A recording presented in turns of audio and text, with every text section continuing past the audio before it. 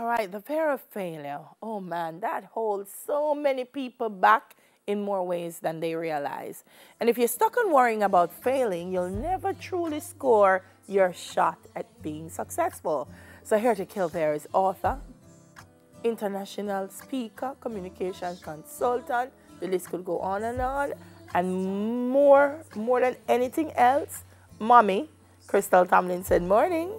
Welcome to Smile Jamaica. It's morning time. Thank you very much. How are you guys? First of all, Crystal, why write this book? What inspired you to write this book? My experience with fear, and it's consistent. One of the things I'll tell people off the bat is that the fear doesn't ever go away. You'll kill it today and you'll wake up tomorrow morning with all those fears seeming to reemerge.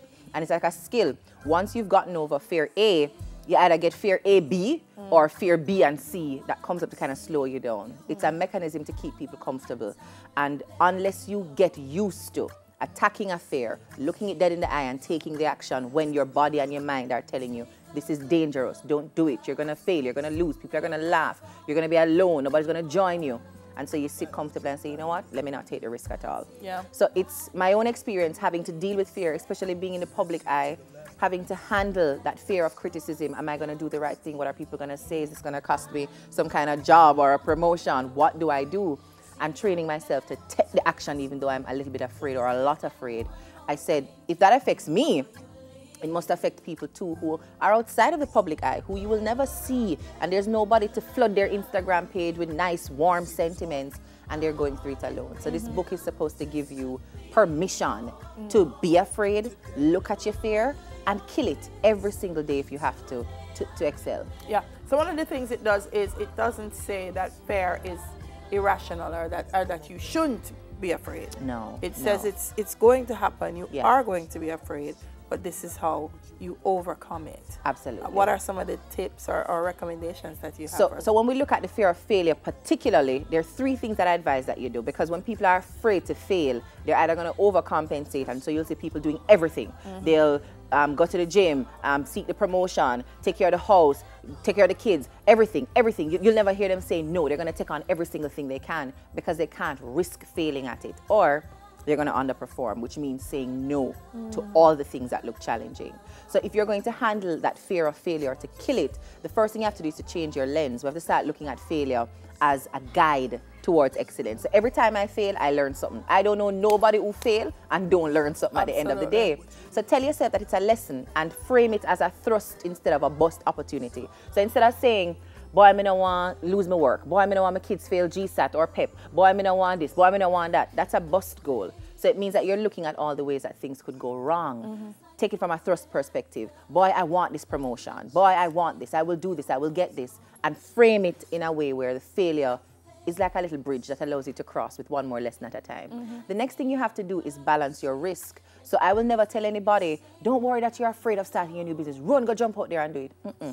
If you have a 9 to 5, work the 9 to 5. You're afraid to start the business, start it little and tups. Do the extra work on a Saturday and a Sunday. Take one day off in the week where you're focusing on building this thing instead of throwing the 9 to 5 solid work out of the way to take on this new thing that very well might not be as successful as you imagine it. So balance the risk. And the next thing is to assess what I like to call your WPOs, your worst possible outcome. There are many times that we freak ourselves out thinking that the worst thing that will happen is that I will die. I'm going to get up on the stage and speak, and I'm afraid of public speaking, and so I'm going to die up there. I'm going to ask the boss for a raise, and the boss going to run me, and I'm going to dead in the office. We go to very large extremes in terms of the consequences of the action. So to assess your worst possible outcome. I'm going to ask my boss for a raise. I'm afraid to do this. What's the worst thing that could happen? Me tell Boss people say could no, tell me never no. kill nobody. Me never know somebody here, no, and them go so, and drop a girl. No, So we assume that we are going to die when really the worst thing you're going to get is a no. It might be a little worst thing that uncomfortable can in the happen is moment. that you don't ask. I like that. That's the worst thing. I like can happen, that. that you don't ask. And you'll never know if you could have gotten that raise. So all the little things or big things that you're afraid of, going out on a date after some severe heartbreak, I don't know, saying that you want a divorce because this relationship is just not working anymore. The worst thing that could happen is not that you will never meet anybody again, but that you may have to have some uncomfortable conversations with your parents, with your spouse, with your children about why they're not seeing mommy or daddy around anymore. So we have to measure those worst possible outcomes, write them down on paper. And when you see it on paper, you realize, I'm not going to die. I'm not going to get pneumonia from doing this. So I can take that action in spite of feeling afraid to fail. Another level. Who is it for? I know a lot of it is anchored in your own experiences, not just now, but as a teenager. And at that time, not even realizing how to overcome fear.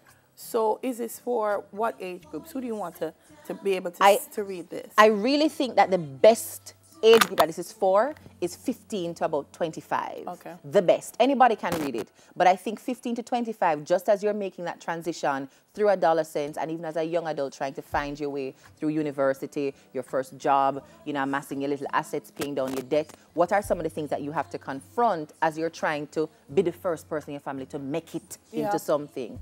Those fears that you have to deal with about failing, not getting a job, not finishing university, not. How do you handle that in these initial stages?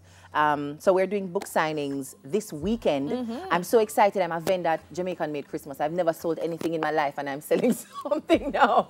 So we're having book signings in Mandeville on Friday, 2 to 4 p.m. at Mega Mart in Mandeville. And we're also signing at Mega Mart in Portmore on Saturday at 2 to 4 again. And we're also at Waterloo also on Saturday, 5 p.m. to 7 p.m. So all Mega Mart stores, the book is available for sale.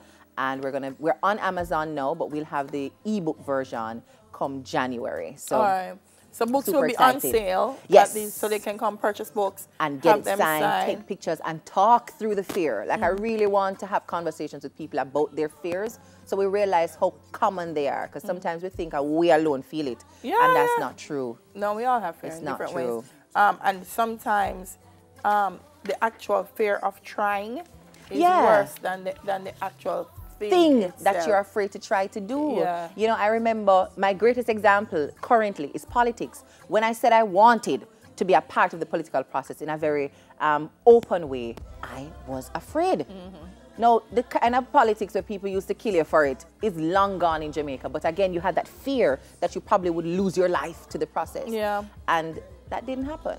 I declared my hand, started working, and outside of the people who just don't support my political party, there has been no real consequence. And I sat down for years just thinking, bad idea, oh my God, it's not gonna work, bad idea. Until you actually take that action, you'll realize how little barriers there really are except what's in your head. So to me as well, because hearing you say that, I meet a lot of young people who stay away from the process because of some of the things that you are saying. And I believe that one of the things about killing fear as an individual is that it allows others to realize that there is no fear where you think it exists. So for example, going into the political process, having killed that fear, it says to other people, oh, come well, kill it too. Yeah. So it's a great, just not empowerment for yourself, but for the people around you. Congrats, my love. Thank you very much. Thank you. I'm so proud of all of the women that are sharing and writing. Delia, when are you gonna write? I mean, you write for stage, you know, but I want a Delia story. When are we gonna have the Delia story? No, I mean, that's the book that I take some. Sure. But I'm excited about the feedback we've had so far. I mean, people have the book as far as Japan.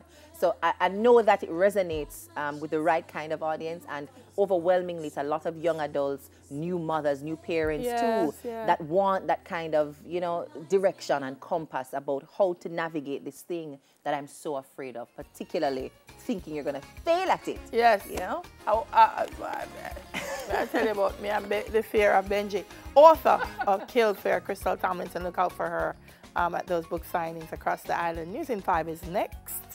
That's it for Off the Shelf.